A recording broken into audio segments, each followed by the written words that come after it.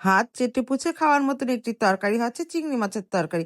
আসসালামু আলাইকুম। আজকে হবে চিংড়ি আলু টমেটো দিয়ে একটি তরকারি, আর হবে কপি আলু গাজরের একটি সাদা মাঠা তরকারি, যা খেতে অনেক মজাদার কিন্তু অনেক তৃপ্তিদায়ক।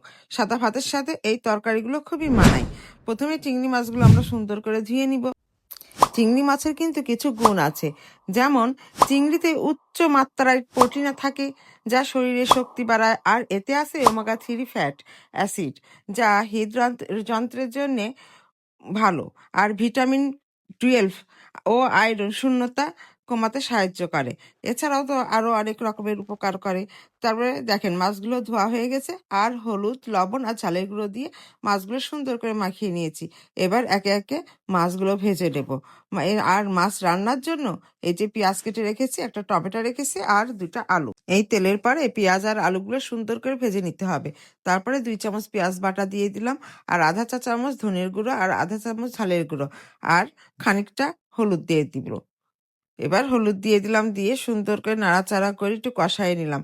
তারপরে দিয়ে দিলাম টমেটো, আর একটু 2টো ডালচিনি, আর 2টো এলাচের ফল। এবার কষানো গেলে একটু ঝোলের পানি দিয়ে সেদ্ধ দিলাম। আলুটা সেদ্ধ হয়ে আসলে মাছগুলো দিয়ে দিতে হবে, আর লাস্টে জিরে ভাজার গুঁড়ো কিন্তু দিতে ভুলবেন না। এই দেখেন আমার সুন্দরভাবে চিংড়ি মাছ রান্না হয়ে গেছে। আর এর সাথে আমি সাদা একটু তেল দিয়ে নিলাম।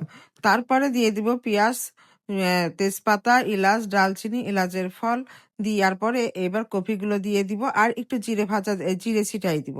এগুলো ভেজে নিয়ে দিয়ে দিব, কপিগুলো সব দিয়ে দিব। তারপরে সামান্য লবণ দিব, ঝালের গুঁড়ো, ধনের গুঁড়ো, জিরের গুঁড়ো, আদা বাটা, পেঁয়াজ বাটা দিব। আর দিয়ে এভাবে সামান্য একটু গরম পানি দিয়ে একটু ঢাকনা দিব, দিয়ে এরকম এই দেখেন ভাজা ভাজা করে রান্না করব। এই তরকারিতে কিন্তু হলুদ চাই না।